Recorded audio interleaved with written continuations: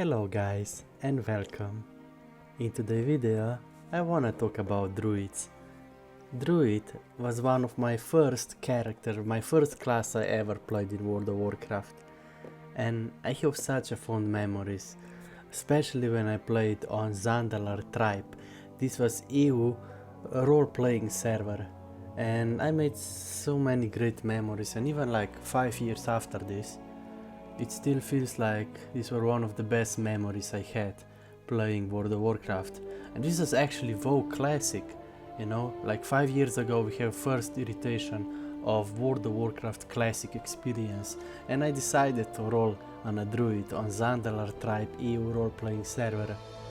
And I made such a great memories because it really feels like people all over the world coming together for this experience, and this is what such massive games are all about, you know, meeting new people, having new experiences, I mean this is what real life is all about, having experiences, right? So gaming and role-playing games and massive multiplayer online games are not that much different. But then the server eventually died, and I was actually forced to move my character, my druid, into a German server, and I don't even speak German. And probably most of the people who still have character or who are still playing went to, you know, probably some big EU servers like Firemove or so on and so on.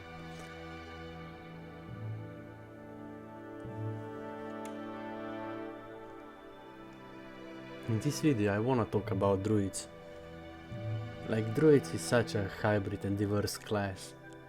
You can do so many things on a druid. And one of the best thing about druids is they are probably one of the best role-playing class in the game. Like, I had like 7 different forms I could turn into, you know. I was cat, I was bear, I was boomkin, I had travel form, I had skeleton form, I had furblock form, I could summon minions, you know. I also had one of the best and one of the rarest item in the game called Formal Dangui. Formal Dangui is dress that can only be obtained in Moonglade, but on very special occasions. It's one of the rarest items in the game. And this is what my druid was also all about, you know. I had so many these really cool looks and good items that went together, and I also almost invented Boomkin tank, you know.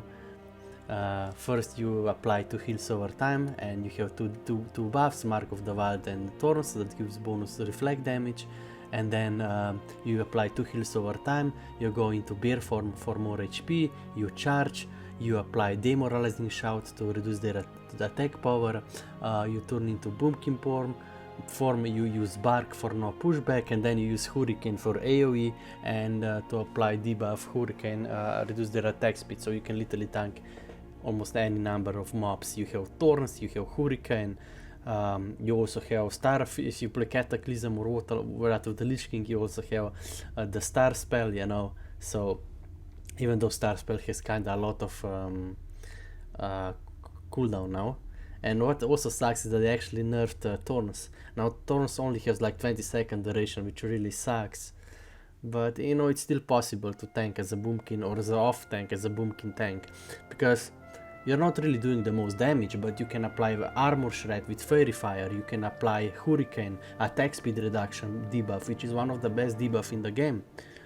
You can go boomkin, you can go bark for no pushback, you use starfire and use hurricane, and you can probably AoE tank better than almost tanks, you know.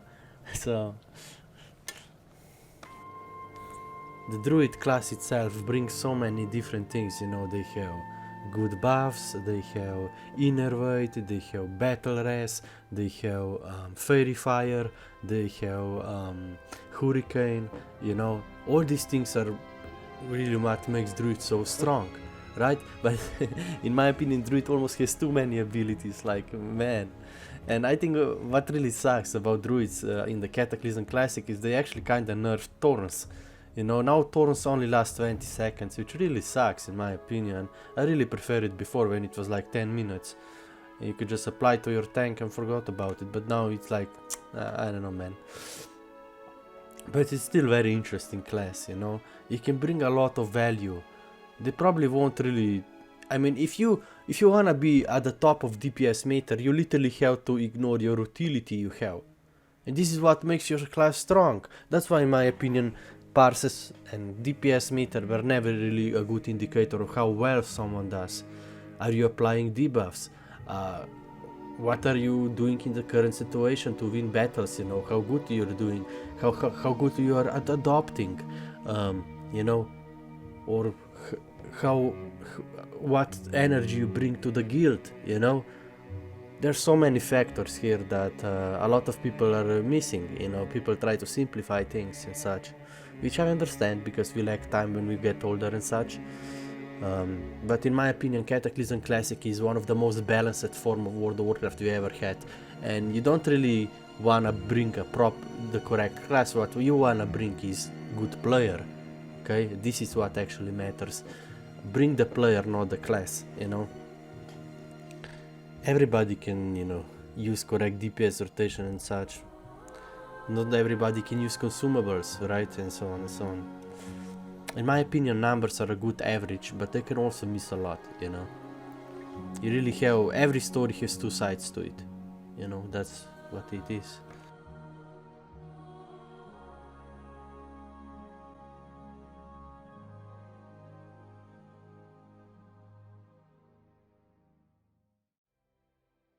Hello guys, and welcome. In this video, I wanna quickly talk about druids in Cataclysm Classic, and why I think druid is one of the most underrated classes in the game. The issue is that most people don't really, especially, you know, people who do tier list and such, they don't really understand classes. They just look at parses, they just look at DPS, which, you know, they're often average, really, you know, average indicator how someone does, but they can also miss a lot. And this is especially true for more hybrid classes. You see, most of the classes in World of Warcraft Cataclysm Classic are really balanced, and they have all unique charms. And there are so many things that a lot of these classes bring that most people don't really talk about, or that parses simply don't show. For example, we have Fairy Fire. This is a druid ability. Reduce enemy armor by 12%.